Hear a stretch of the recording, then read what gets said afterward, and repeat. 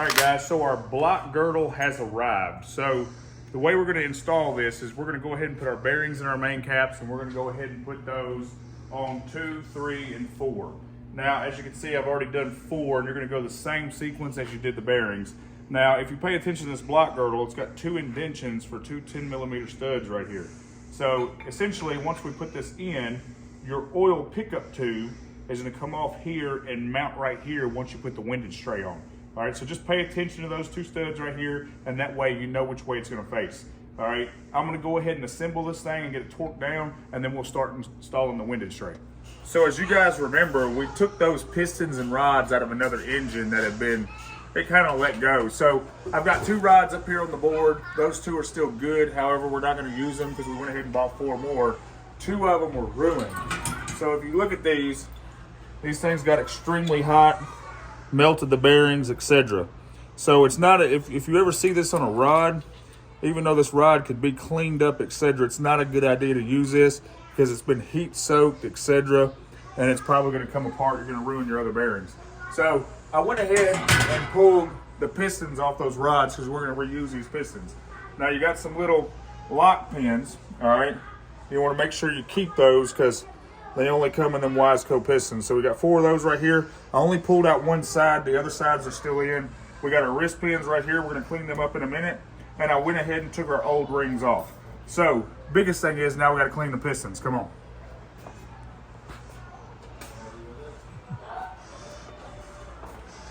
So as far as cleaning pistons, the biggest thing that you need to remember is pistons are coated. A lot of people will take like, you know, a wire wheel to the pistons and stuff of that nature. That's not a good idea. You're gonna knock that coating off, etc. And you don't want a very harsh chemical on this thing. So I like to use Royal Purple, which is a degreaser, and just simple water. So what I do is I just set my pistons down in here, and it goes ahead and starts knocking that grease and carbon loose off of them. And then I use just a soft bristle brush, and I clean my pistons up. See? This part right here is a coating. We don't want to knock this coating off, and then the outside of this is also coated as well. So we don't want to lose the coating off the piston because we're going to reuse these things, and that's going to hurt it while it's in the engine. So a little bit of Royal Purple, some regular hot water, just sit them in there and let them soak, and then scrub with a soft brush, and these things will look new before you know it. Good deal. All right, guys, we got our pistons all cleaned up, looking good as new. All right, and as I said, I didn't do wire wheel or anything like that, so that way I could keep that coating on the piston. All right, still got a little water in there, need to get it dried up, but I'll blow these things off. And what I like to do before I start doing ring gap, etc., I'm going to teach you how to do that, is I like to go ahead and set my rods in here. All right, another thing, being that this is going to be a high horsepower engine, we need to worry about weight on everything. This isn't a stock motor, so it's going to be moving some power. So I'm going to go get a scale, and we're going to scale each individual piston. All right, we're going to scale each individual rod, wrist pins, and everything. All right, I want these things as close to the same weight as possible. Now, what we will do in order to knock a little weight out of it is you want to get like a little file or something, and we'll just start with a little bit. And I like to start in insignificant areas such as on the inside or something of that nature to knock a little bit of weight out of it. We don't want to mess with anything that has to do with the wrist pin or the outside sleeves, neck, skirt, or anything of the piston. All right, we'll use our weight on the inside on something that's not going to be brittle. All right, and that way we can knock a little weight out of it if we need to.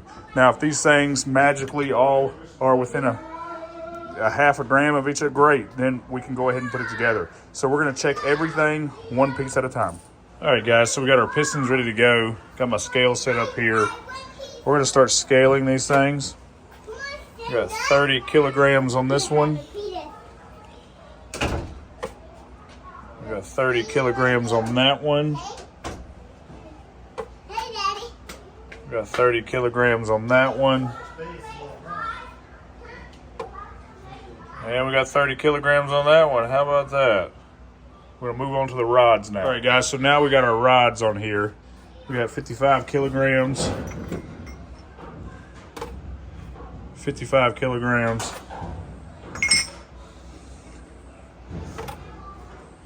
55 kilograms. 55 kilograms. Now they do make scales that are more precise than this, that'll go down to very, very tenth. However, I don't have one accessible right now. But, you know, this is just giving me a good view that these are all in spec. Because if we got one that's way off, you know, we're going to need to grind on it a little bit and take some weight off of it. So everything looks good right now.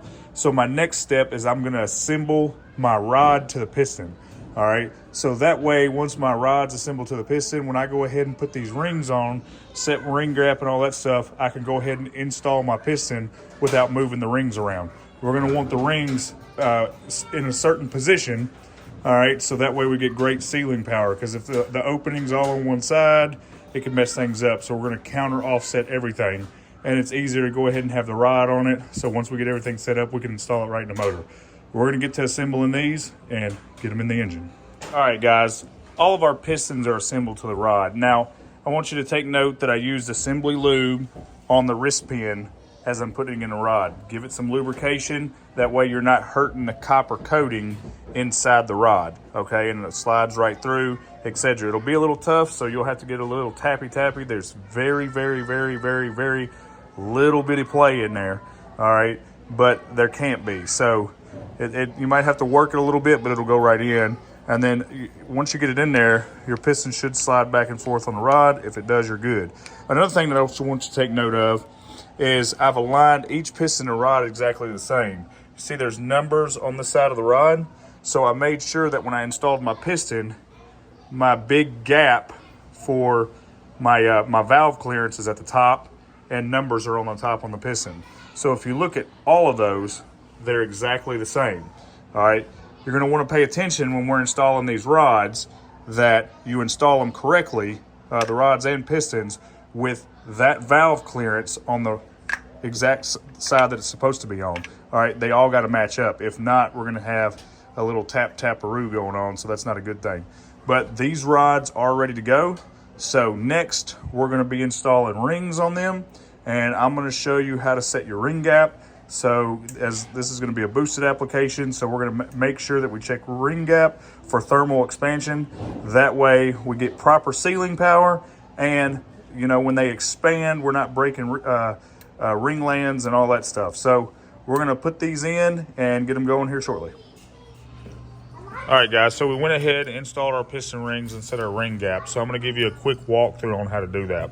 All right, we took our top ring and we set it down inside the engine board as even as we could possibly get it.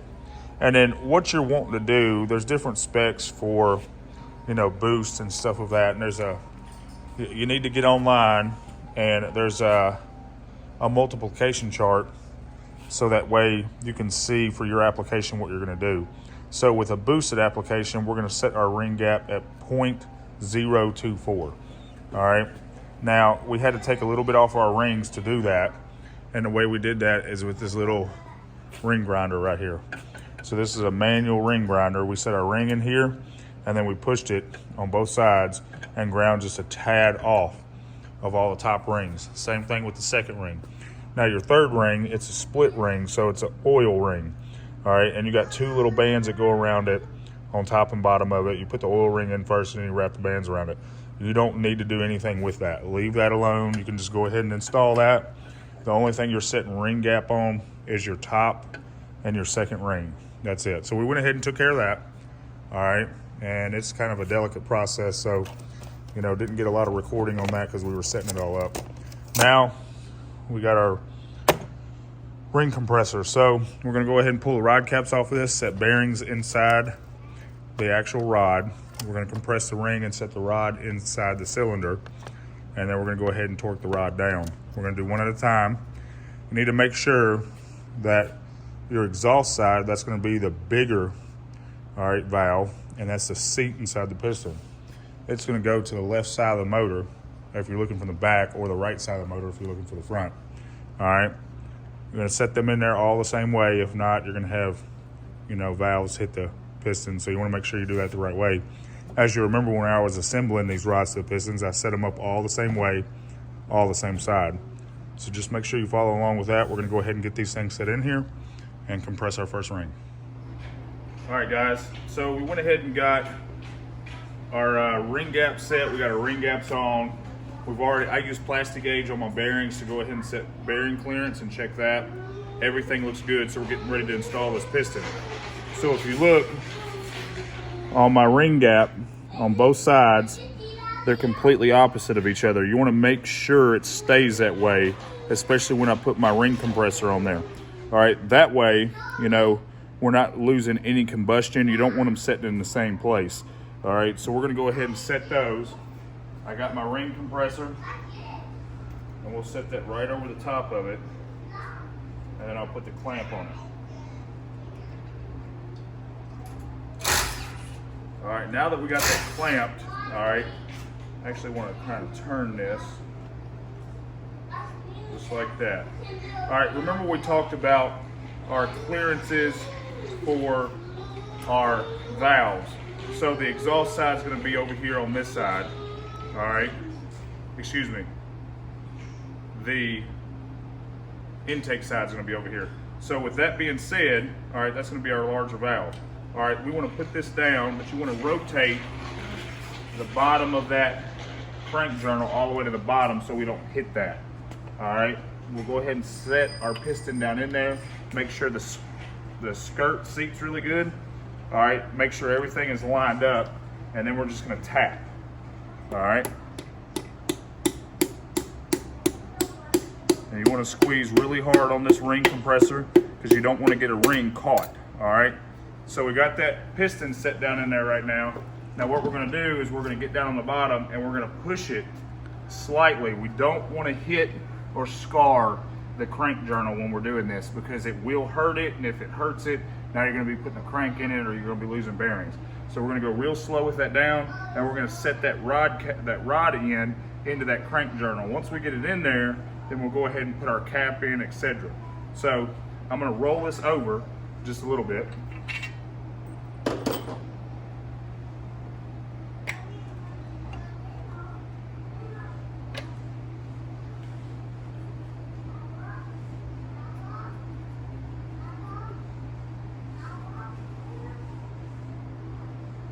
All right, just like that. Now we got that set in there. We're gonna go ahead and lube the other side of our cap. We're gonna set it into the journal, and then we'll be good to go. So that's basically it. We're gonna go ahead and torque this. So I'll have to look up the torque spec for it. I don't know off the top of my head, but we're gonna go ahead and torque this rod, and then we'll begin with 2, 3, and 4, and do them all the same way. Torque each one as you go. That way we know everything's good. Do one at a time. And then once we get that done, we can assemble the windage tray, pickup tube, and put the oil pan on this thing. And then we can flip it back up and start assembling the head and stuff of that nature. All right, guys, so we got all 4 rods and pistons in.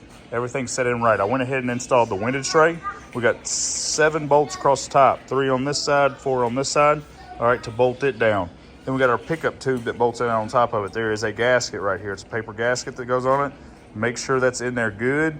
And also make sure it's torqued good because you don't want to have air seeping through this. If so, it'll be like a straw, you know, with a crack in it when you're trying to pull, you know, your drink out of your cup. You won't get a lot of oil flow. So you want to make sure that that gasket is good and that it's sealed and that it's not leaking. Make sure you got proper torque on that. Your pickup tube, it's got a screen in it. It's going to sit down in the oil baffle, all right, and pick up the oil and supply it to the oil pump. All right, so all this is together. The only thing left before I install the oil pan is I got to install the rear cover. So I'm going to get to putting a new gasket in that and cleaning up the rear cover. An O-ring, I'm sorry. So the rear main seal, we're going to install that. And then once I get that in, I'll go ahead and clean up the cover and install that. And then I can go ahead and put the oil pan on. We can flip this thing up. We can start working on the top side. All right, guys, so back to it. We've done quite a bit of work since we took off, but I went ahead and I installed, well, I just put the oil pan on it. Turns out they didn't send the gasket with it. So I've got to pick up an oil pan gasket, but we got the windage tray on. We got the oil pickup tube, all that good stuff. All the rods, pistons are in, everything's lined up, it's ready to go. All right, so we went ahead and started assembling the outside of the engine. I went ahead and polished up the coolant tube that flows into the thermostat housing. So we polished it up on the wire wheel, got it looking really snazzy. put new O-rings in it, put a new thermostat in it, new gasket in it. So where our oil pressure sending unit goes, we went ahead and took that out, all right? Because being that this is an Lsvtec, all right, oil supply to the head is gonna be completely different. So we need oil supply. So we've got, we took out our sending unit and I put in an adapter that houses the sending unit, all right? And then that way we can tap off our oil sending unit passage and go into the head. And I'm gonna show you some things about the head too, which we got over here we're working on right now. All right, so there is a plug right here, all right, that needs to be tapped, all right, and you need to plug that, all right, and that's where the old oil supply went for VTEC, etc. However, we no longer have that anymore, all right, because it's a B18, B1, so it didn't come with that provision in the block, all right, so we had to go ahead and block that off. We tapped it and put a plug in it, and then shave the head. So everything's smooth right now. We're doing a whole bunch of cleanup work on the head from where it'd been painted before and kind of just looked like crap. So we're going over it and resurfacing it and redoing everything on it. So, and then we've got, this is where our oil is gonna go to. So this is gonna send oil to the VTEC passage, et cetera, and that'll be our new oil flow right here. All right, so again, block off this hole, and then you're gonna put in oil passage up here. So we had to tap both of these to accept that. All right, and then again, we just took out our sending unit, and that's where we're gonna be getting our oil flow from. Went ahead and installed our head gasket on there. We just went ahead and set it on there because we're getting ready to put the head on. Our mounting fork, we went ahead and polished it up and put it on, and getting ready to go together with it. So I also put, before I put that oil pan on, which I said I didn't bolt it down yet because we didn't have a gasket, but I went ahead and replaced the rear main seal in the cover. All right, so all that's good, and we're gonna keep riding with this thing. Hopefully we can have this thing completely done by next week and assembled and ready to go. That's the big plan with it, and then get it in the car. We'll throw it on this dyno and see what kind of power it makes. All right, guys, so we kind of jumped ahead and went crazy with this thing. We got the head put on. All right, so, you know, as I told you, and you saw, that's got ARP head studs in it. So we torqued these to 20, 60, and 90, all right? And they're torqued down. Once we got the head on it, we started assembling the cams. One of the biggest things you got to remember is all these pieces need to go in the same spot. We put new cam seals in it, all right, and then we got to put our new cam gears on it. All right, we torqued these tops. These are 20 foot-pounds, 7 foot-pounds. So we torqued our cam plate down. As you see, that cam has a white milky substance on it. All right, now we pre-lubed that with assembly lube. All right, you want to make sure that you do that as well as you did on the inside of the engine, because none of this has any lubrication on it right now. So lube all your rods, your mains, your cylinder walls, all that stuff, and then you're going to lube your camshafts too. Went ahead and installed the distributor, VTEC solenoid, all that's been polished out and rebuilt, all new gaskets, etc. We got a blocks cam end piece right here instead of the plastic one. Gives it a little bit of color, makes it look cool. Now that we got all that on, we got an extra tensioner on this thing to help put tension on this timing belt. Now, I just put it in time. However, you see this belt's still a little bit loose, so I'm gonna teach you how to time these things, all right? So what I do is I pull the tensioner up, this is the tensioner, and I tighten it down so it's a little bit loose right now. You're gonna set your crank, all right? There's a little mark, it's really hard to see. It's on the water pump, it's got a little arrow on it, all right? So on all the oil pump, excuse me. So on all the oil pumps, they're gonna have this little arrow on it. And as you look on the sprocket on the end of the crank, it's got a lineup mark on it too. You're gonna line that mark up with that arrow, all right? So that's gonna be top dead center right there. As far as the cams, we're gonna do the same thing. Now we got some aftermarket cams on these, but they also have lineup marks and they're gonna go straight to the top. And as you see, it's tilted to the side a little bit. We actually have to turn it. We don't have our bolts in yet. We're gonna cock this and we're gonna set this cam plate in here and lock them things down, all right? So once we have those locked down, Then we're gonna adjust our timing belt and make sure everything's in time. Once it's in time, we're gonna release our tensioner, all right, and put tension on it. And then we're gonna also, with our aftermarket tensioner, we're gonna push tension on the belt on the inside, so that, because this thing's gonna be under some boost pressure. So you wanna make sure that this thing ain't gonna jump timing. All right, so we're also gonna advance timing when we get ready to tune this thing. So everything that we're doing right now is just to protect the engine. So make sure everything's set up correctly. Make sure your timing marks are perfect. All right, and then just go together with it. Once we get everything timed, we'll go ahead and put our crank pulley on, and we'll put everything back together, and then we can finish the assembly on it. Keep following us. All right, guys, so we got this thing fully assembled, got the valve cover on it. We went over the rotating assembly and everything, got the manifold on it. As you see, there's a bunch of tape on the motor. We're not putting it in the car yet. That'll come here shortly. But you want to tape everything up that's still open so nothing's getting in it. Oil pans mounted, all the gaskets are on it. It's all good to go. Polished up all the individual pieces that came off of it, you know, such as the Dizzy, the Lsvtec solenoid, and all that stuff. So, as I said, everything's ready to go. Now it's just putting it in the car. Once we get it in the car and start tuning on this thing, we'll be able to advance timing with the cam gears and stuff of that nature. So we're gonna go over all that once we get it in the car and get this thing fired up. We'll start it up with a bass tune, and before we start boosting this thing, we'll go ahead and work it in, because it does have all new everything in it. So you wanna seat your rings and your bearings and make sure everything's good on it before you start boosting the hell out of it. So we'll get all that taken care of, run it a little bit, and then throw it on the dyno, see what it makes naturally aspirated, and then we'll start throwing the boost at it, advancing timing and stuff of that nature. And we'll go over all that. This car will be running Honda S300. It's very easily tunable on that, so we'll be able to take care of it. But great work from Armor Coating from Reno on the valve cover and the intake manifold. It looks absolutely flawless. Whole engine looks good, so we're gonna set this thing off the stand, get building another one. But as far as now, this one is ready to rock. So long, gay boys!